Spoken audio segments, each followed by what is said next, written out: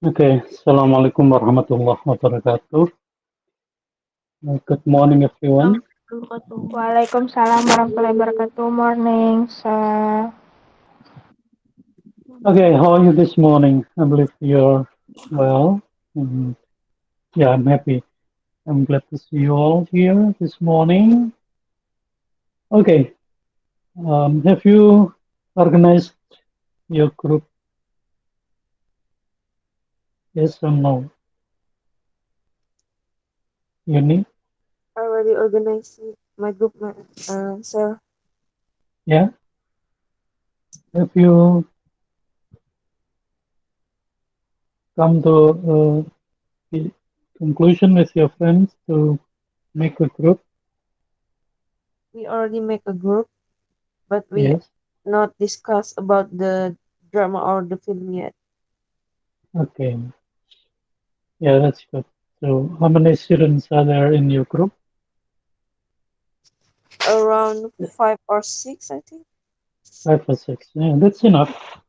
But if later someone wants to join your group, then it's okay because yeah, 5 to 6 students. All right, 7, 8.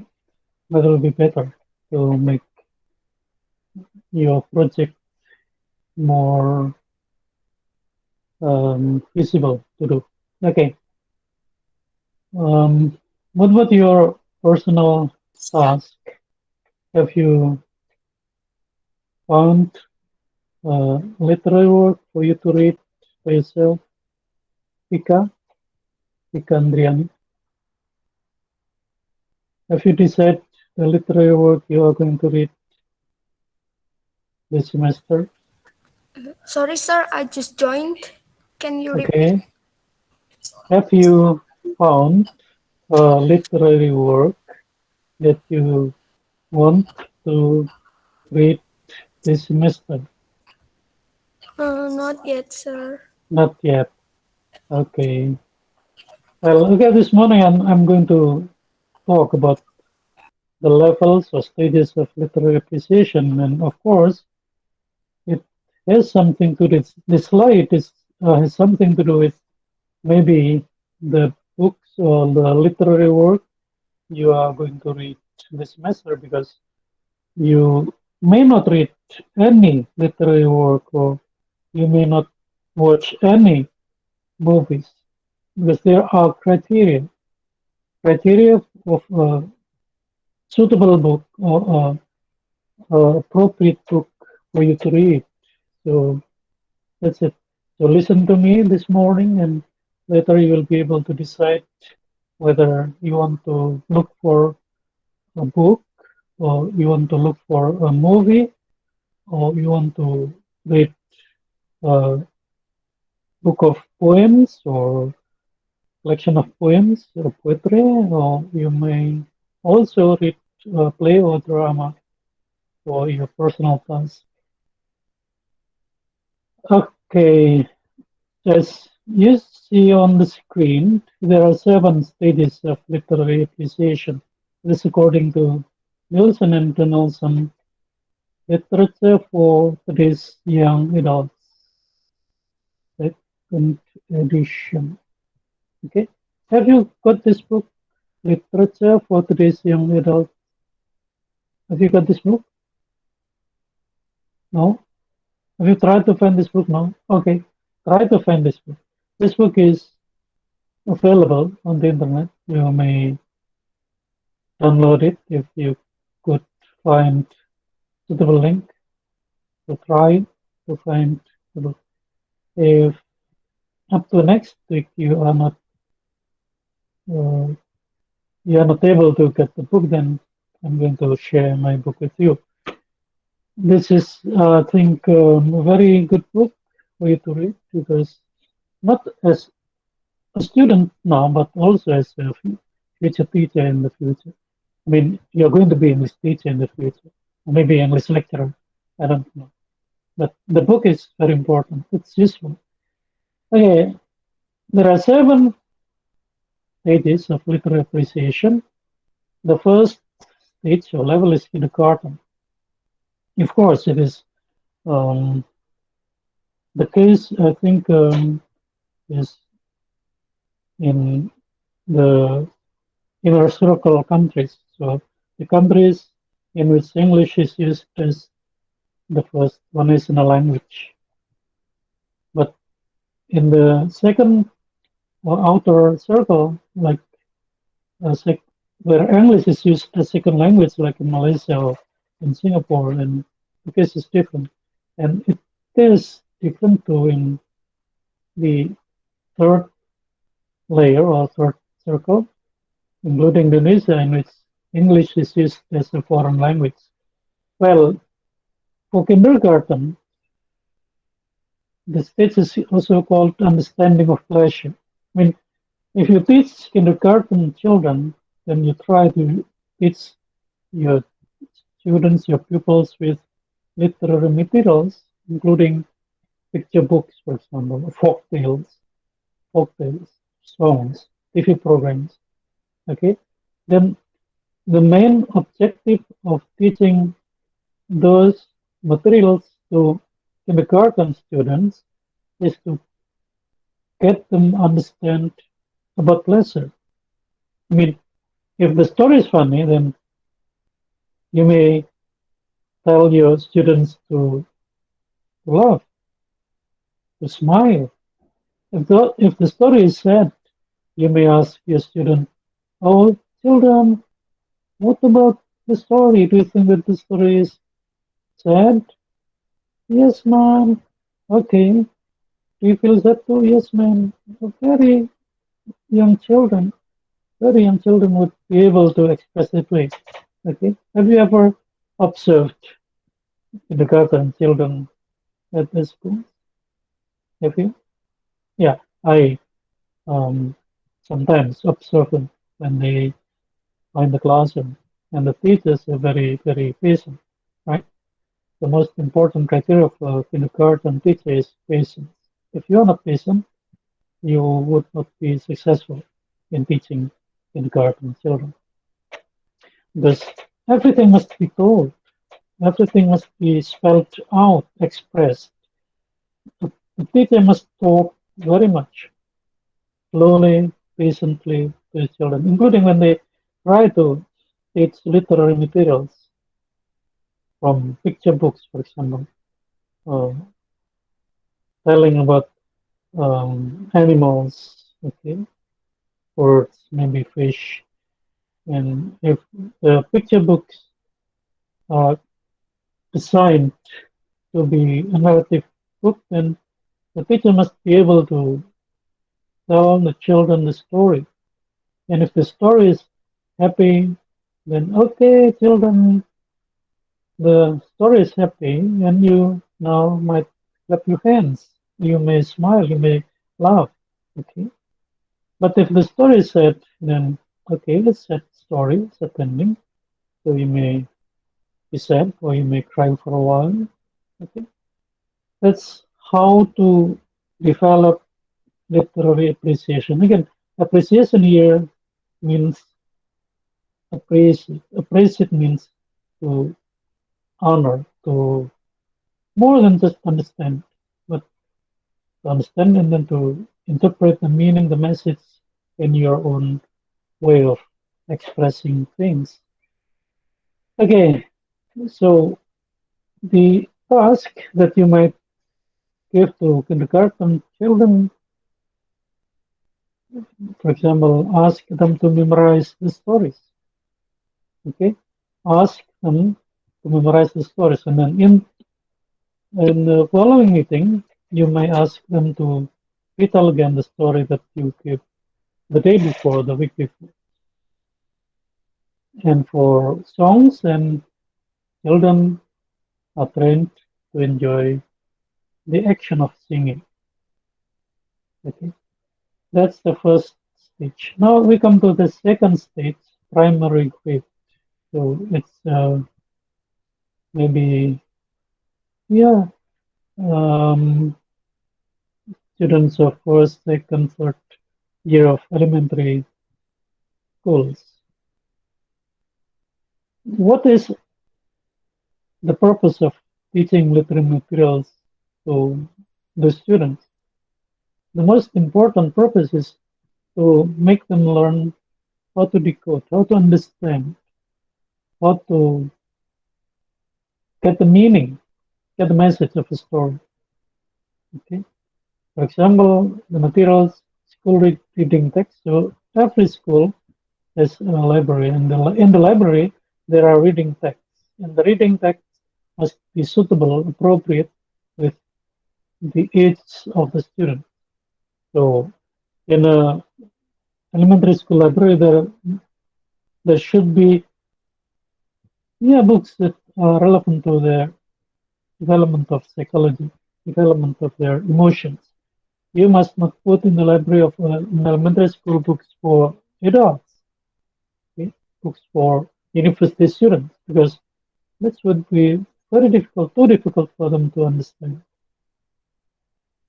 So school reading text must be suitable with the age of the students, with the level of understanding of the students, and then easy to read books. So because they just start learning how to read, and do not give them too difficult books to read. If they think that the book is too difficult, they would be frustrated. Okay, this is us, just like us. If I found a book and I thought that the book was too difficult for me to understand, because maybe I never read that kind of book before, then it's too difficult for me. Then I'm going to be frustrated. How can I understand this book? It's too strange for me. For example, if I found a book about microbiology, for example, that's new thing to me, microbiology. And of course, it is too difficult for me to understand microbiology in a short while. I need maybe 1 year to learn microbiology before I read the book. So easy to read books for students of say first, second, third grades of elementary school. Teachers would understand what kind of book should be there. Okay, what kinds of books are regarded as easy to understand, easy to read books for the children.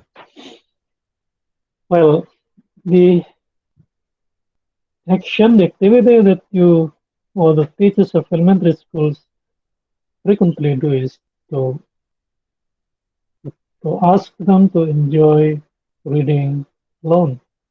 So they do not read in groups, they read by themselves. And of course, um, if you have, say, for example, 25 students, then they have different preferences in reading books. They have different tastes. They have different favorite stories. From 25 students, there might be 4 or 5 kinds of stories that they would like to read. They would prefer better to read. So um, the purpose is to teach them how to interpret, how to understand the story. That's why it's important uh, to decide the kind of book that you want them to read. Now, late elementary is for maybe fourth, fifth, and sixth grade students of elementary school, and the stage is called losing oneself in literature. So they would be absorbed by the story, meaning they would play as if they were the players, the characters in the story. So most of them would take the protagonist side. They would play as if they were the protagonists of the story. But maybe one or two students prefer antagonist roles, and they would take the role to understand the story. That is the meaning of losing oneself in literature. I mean, you read a work of literature and you are drawn there. You act as if you are one of the characters. Okay, you are one of the characters in the story, and this is how to internalize the characters, how to really understand how the character is um, going on and um, living in the story. And the kind of reading materials that they might read is series books, and then fantasies, animal stories, comics. So, for example, they read animal books and they would say, "Oh, I'm the elephant, and you are the mammoth. You are the cat. You are the bird. I'm the dog. You are the cat. You are the mouse," and so on and so forth. So this is the meaning of losing oneself in literature. So they read the story and they pretend to be one of the characters of the story. And this is how they understand literature. So when do they read the books? Yeah, while traveling maybe. Maybe they borrow books from libraries, okay, or download books from the internet. So many activities they could do to to to improve their literary precision level. Now let's go to junior high. Students of SMP, okay, and the level finding oneself in literature. So they identify themselves as if they were part of the story. Realistic fiction, contemporary novel. So, yeah, of course, since they live in contemporary world, contemporary time, then they could just be part of the story if the story is relevant to their experience and everyday life. If the story is too old, I mean, they read the story of 100 years ago, then they would feel, no, it's not interesting. It has nothing to do with my life now. Okay, so yeah, see, for example, how they adore K-pop, for example, because they feel that they are parts of the culture, K-pop culture, okay? And the way how they behave, the way how they put their clothes, okay? They choose their hairstyle, how they speak, how they um, cut their hairs, and so on and so forth. This is because they find oneself, they find themselves in the literature, in the works that they read. So they would be kind of followers um, for kind of cultural trend or maybe music trends. Um, Escape reading, this up at night for reading. So yeah, they might keep themselves in their rooms reading the whole time because they are um, they are very willing to understand the end of the story, so they read the books very intensively from beginning to end, and they forget time and they read and read and read all the time. Okay?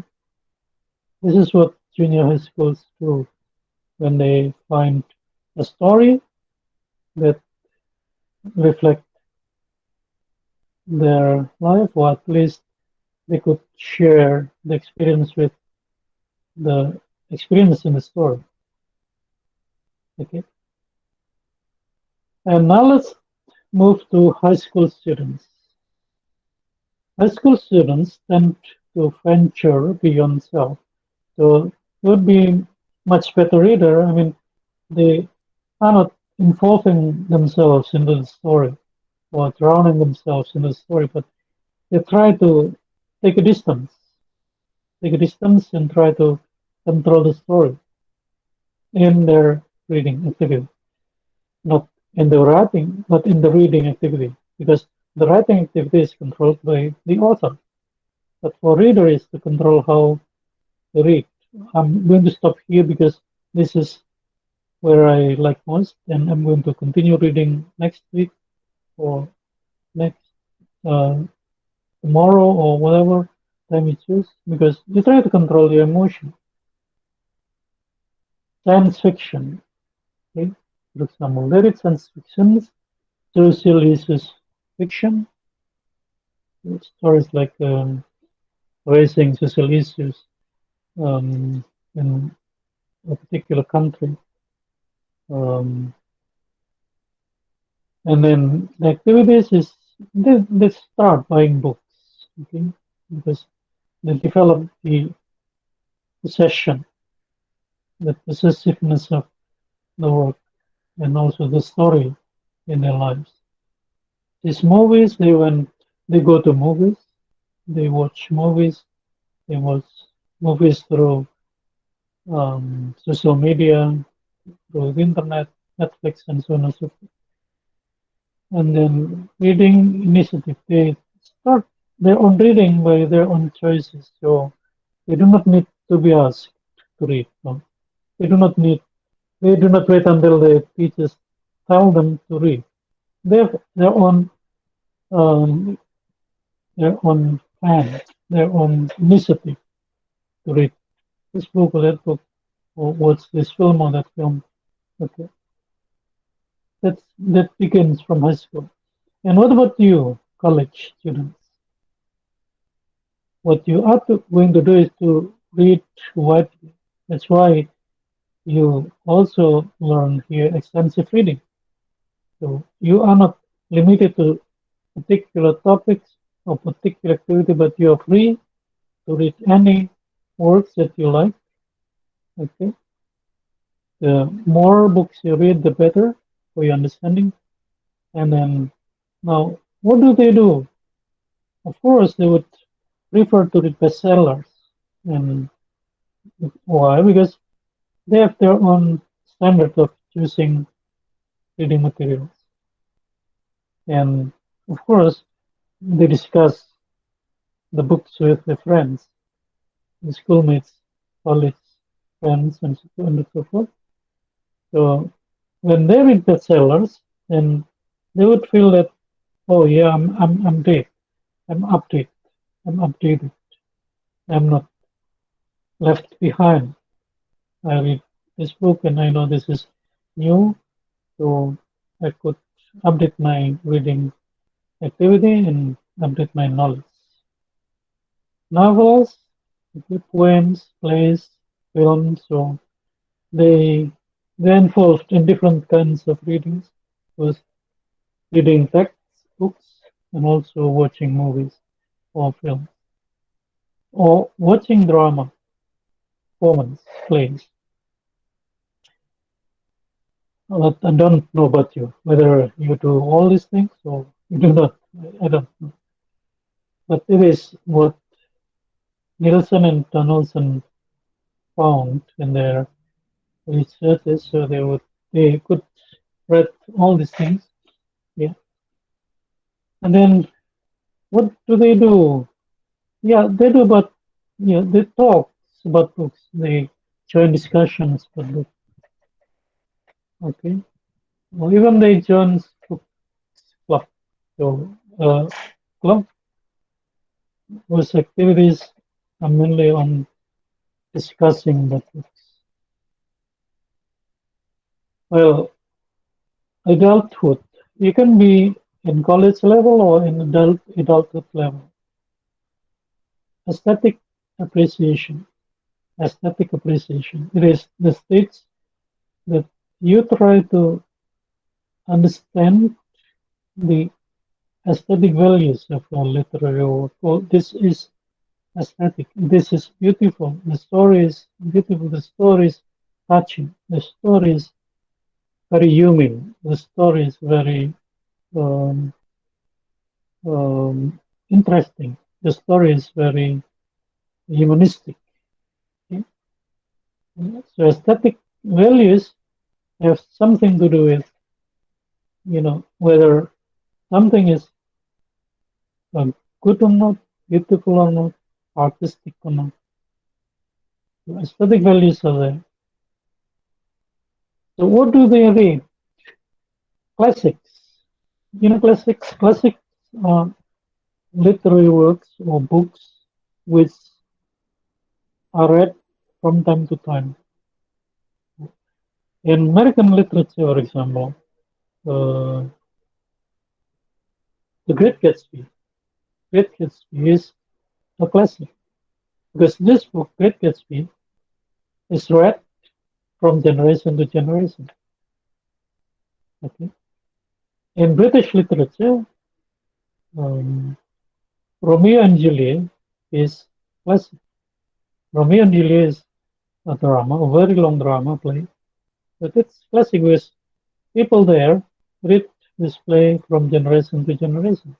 Of course, in different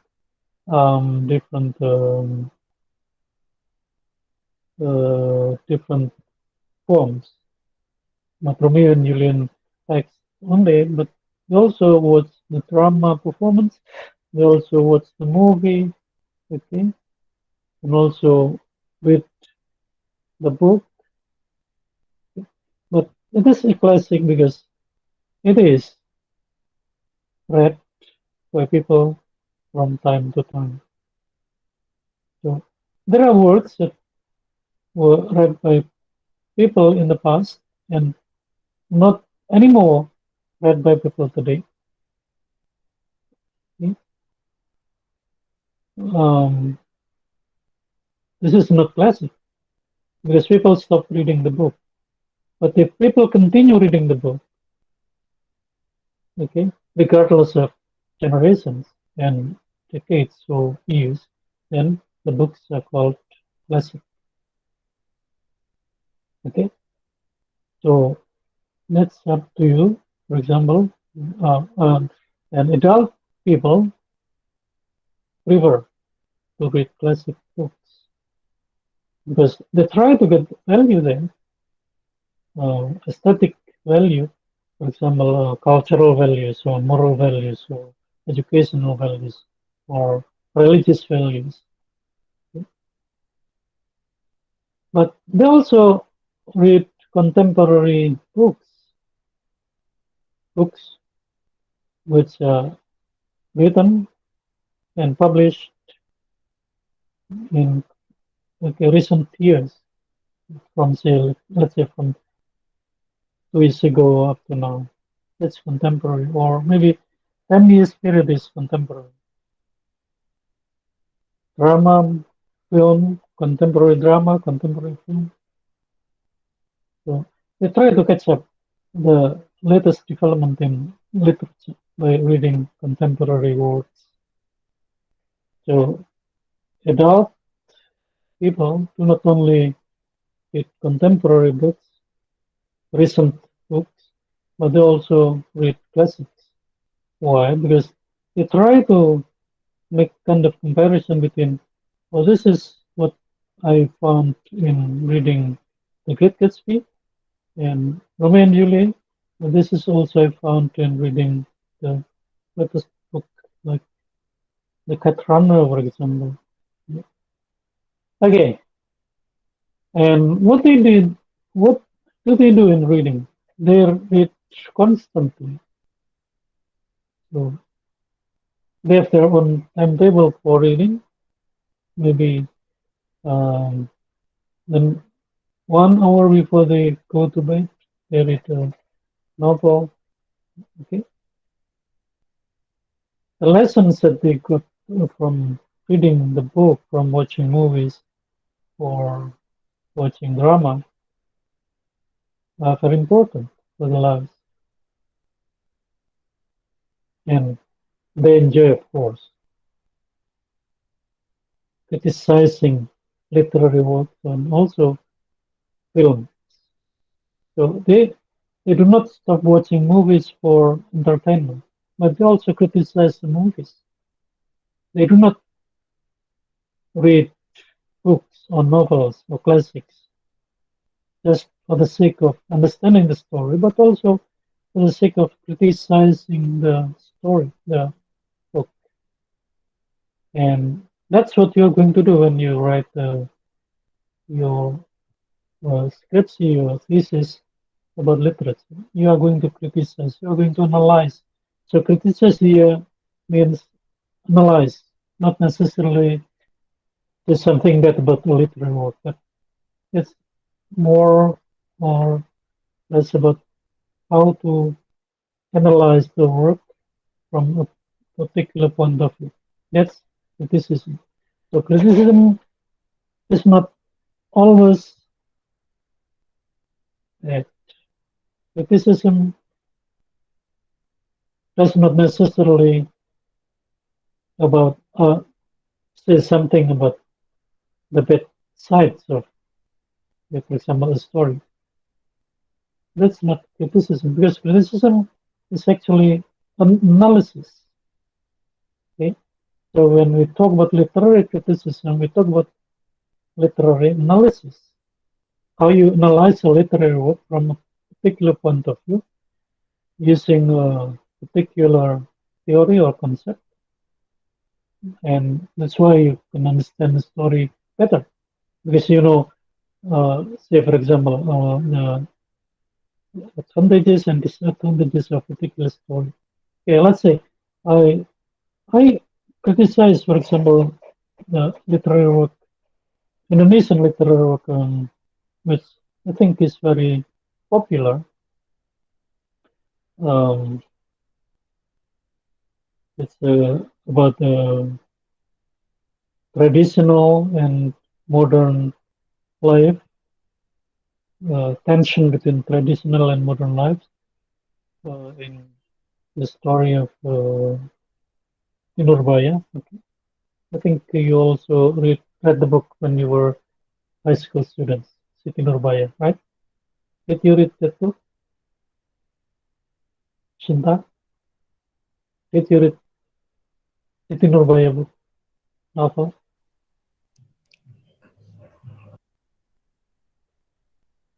Yes or no? Shinta Puji Lestari. Yes, sir. Yeah, good. So Siti Nurbaya is a classic in Indonesian literature because people read that book from generation to generation. Okay. My criticism to that story is okay. My criticism to that story is different from your high school Bahasa Indonesia teachers. Most Bahasa Indonesia teachers at schools would say that the protagonist character of that story is Samsul Bahri. Okay, Samsul Bahri. Why? Because Samsul Bahri represents the modern life. Okay, he went to school, modern school, Dutch school. Okay, and then later after graduating from the school, he worked for the Dutch company. So that's the reasons why Samsul Bahri is regarded as the protagonist of the story. And the antagonist of the story would be Dato Maringgi. Why? Because Dato Maringgi is an old peasant man. He is old. He is also old fashioned. Old and old fashioned. Okay. He is not modern. He did not go to school. He just learned religious teachings from nearby Surau and his village. He liked to marry younger women.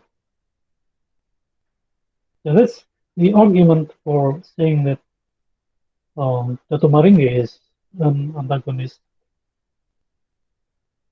character of the story, similar by. But my criticism is different. Why? I try to see the story from different point of view. Okay, from my point of view, historical point of view, or sociological point of view, then my conclusion is the opposite of your as Indonesia teaches conclusion. My conclusion is Samsulvar is an antagonist character and Dato Maringge is a protagonist character. Why? This is a criticism. So criticism must be based on argument, and argument should be based on the story and also the context of the story. The context of the story, Sikanabaya, was was written in the age of colonialism when the Dutch occupied Indonesia. Okay, so the morality of the story should be based on that kind of situation.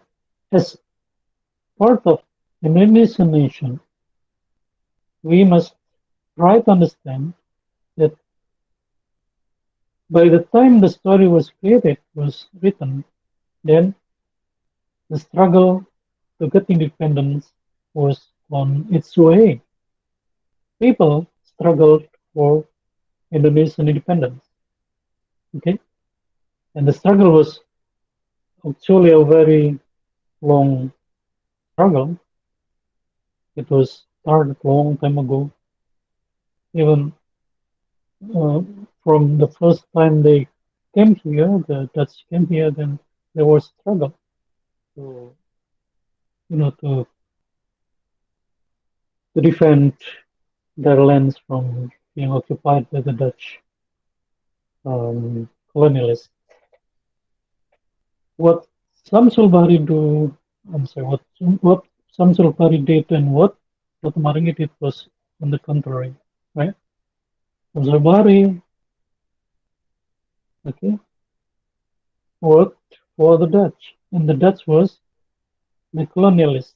The Dutch was um, the uh, the think in the context of freedom or liberty, the Dutch was against independence because they occupied Indonesia for their own benefit. Okay, they forced Indonesian farmers to plant particular plants for their own benefits, for their own interests, and Indonesian farmers got nothing from the plantation. For example, um, they planted tobacco, but the tobacco was then brought by the Dutch to Europe for trade there. The benefits of trading tobacco from Indonesia in Europe gave the Dutch a very huge sum of money and they could develop their small country, very well. And the Dutch was then part of the modern European countries because of the contribution of Indonesian farmers. That's not fair.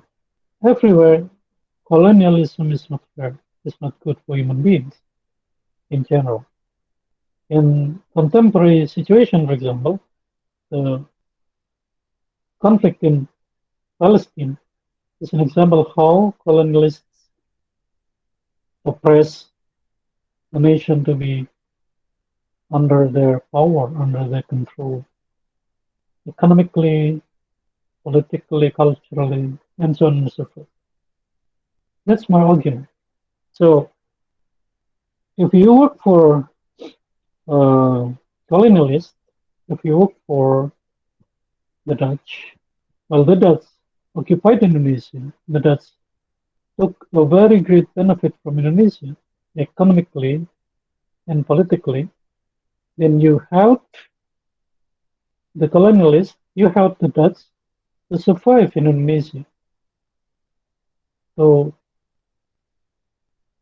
to stay in Indonesia longer.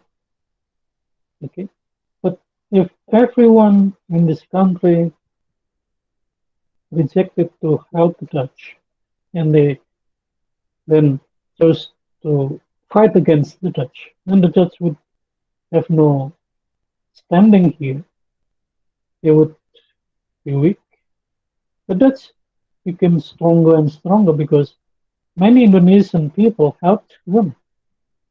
Okay, and guys, these people who helped the colonialists were generally called um, collaborators. Okay, or in political terms, they called um,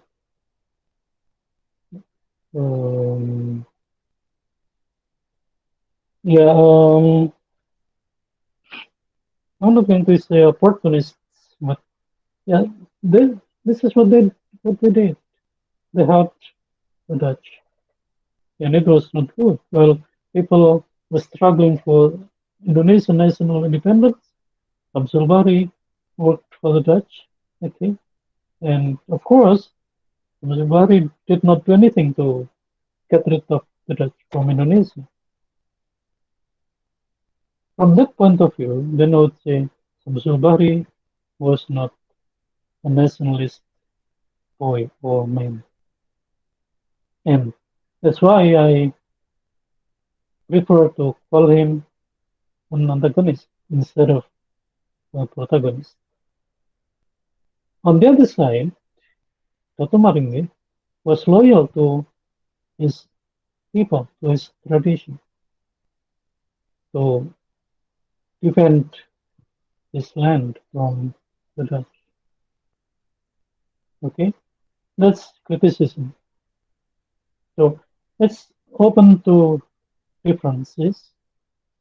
You must be open to new thinkings, new ideas, because criticism would develop from time to time, and people would have their own points of view when they criticize a particular literary work, movie, okay, drama, or collection of poems, and so on and so forth. Okay, so what you are going to do is it's 6 and 7. Okay, 6, 6 and 7. Because if you are not here, if you do not read for literary pieces and at these levels, then you will not be able to teach students of, say, high school students or junior high students. Okay, why you have to read in the level of 6 and 7? Because you are going to be teachers for students of high school, both junior and senior high school. To be able to teach literature in the fourth and fifth grades, you must be good in reading literature at the levels of college and adulthood.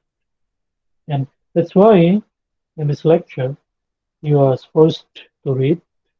Okay, of course you must read the work that you like most, you like better. Do not choose a literary work that you do not like. But remember, you must read uh, an appropriate book, okay, an appropriate book, a suitable book for you. So do not just reading any book. Okay, for example, you read Indonesian novel. No, that's not a good choice. A good choice is whether American or British novels, Australian novels. Okay, I mean novels or literary works from inner circle countries. Okay, so what I mean by inner circle is the countries in which English language is used as the first or national language. You can look for this information in the inner circle, then outer circle, outer layer circle. Okay, so for example, England. Okay, England is inner circle. United States of America inner circle. Australia inner circle. Canada inner circle. New Zealand inner circle. Right. I think that's all. Okay, countries in which English is used as the first and national language. The second circle or outer circle, then we talk about countries in which English is used as second language, like in Singapore, in Malaysia. People use English in formal situations, in trading activities, in business activities. But for everyday life, they use their own mother tongue. For example, the Chinese people in Singapore would use Mandarin, but Malay Singaporeans use Malay language. Okay? Um, People who came to Singapore from India, for example, would use Tamil language in Singapore. Okay? So in informal situations, they use different languages, but in formal situations, they use English as a national language. This kind of situation is also found anywhere in which English is used as a second language, a formal language. At schools, they use English, of course. Expect schools which are declared to be traditional schools or tribal schools. Okay? In Indonesia, we have national language as Indonesia. We do not use English as second language. But in the Philippines, Filipinos use English as national language, second language, formal language. Okay, in India, the case is also similar. India, then Pakistan. Okay, so well, I think this week you must try to find a literary work from inner circle countries.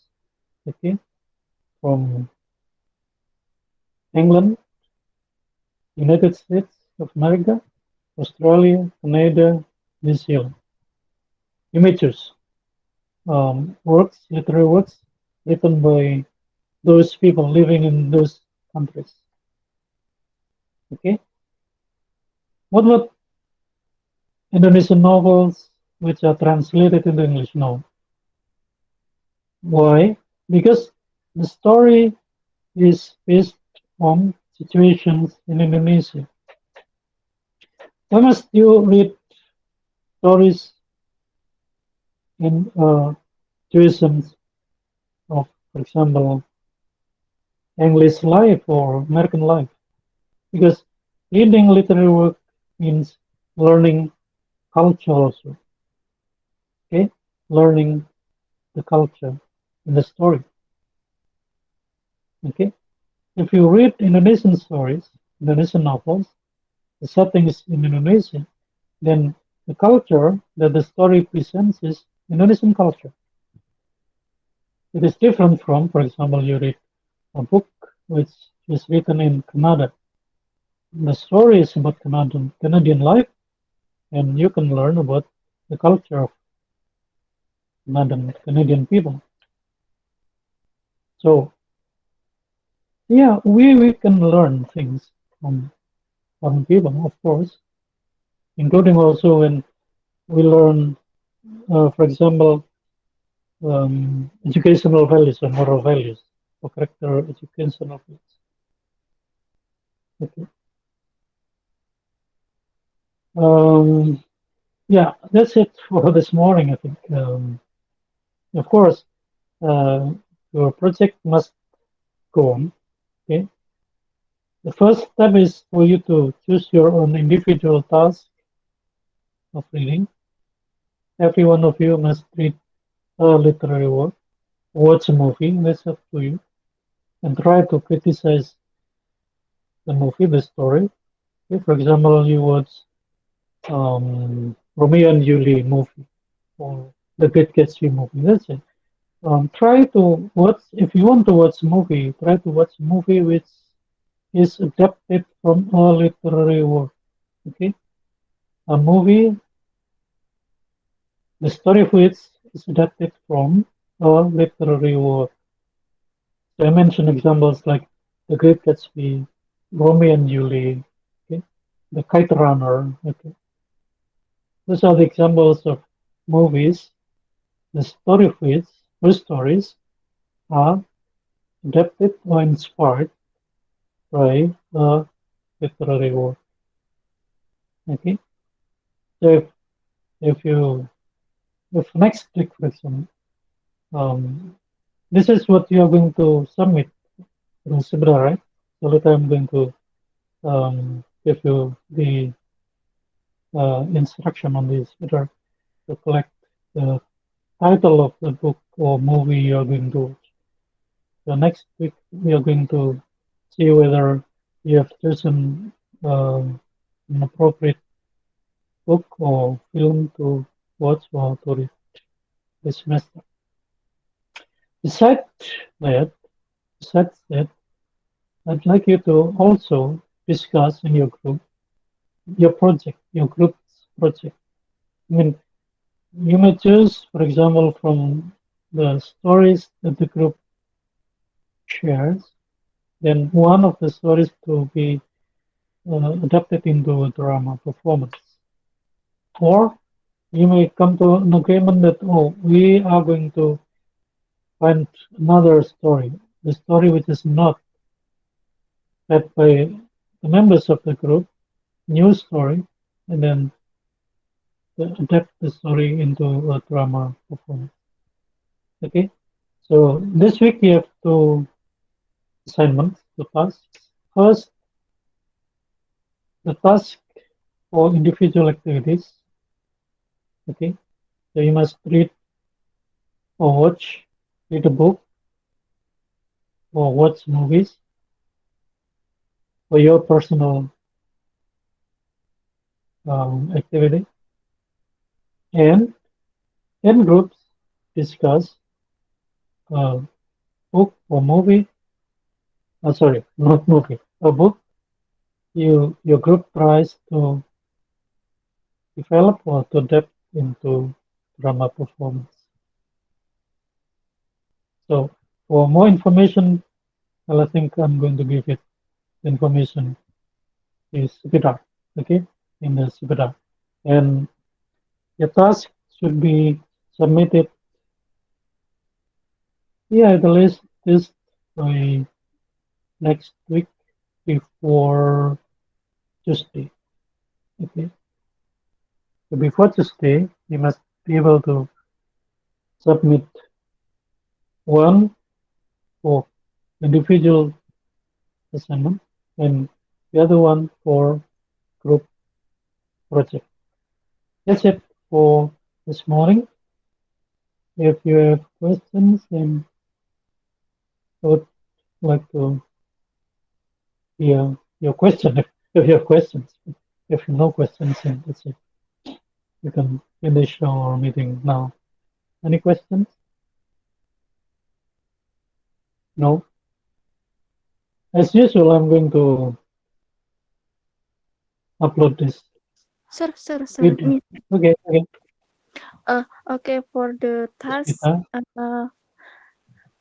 for the group, is it just we mention the books that we want to adapt into the drama? Yeah, of course. Okay, just So, mention the title of the books, yes, sir. yeah, of course. Okay, thank you. Welcome. Any other questions?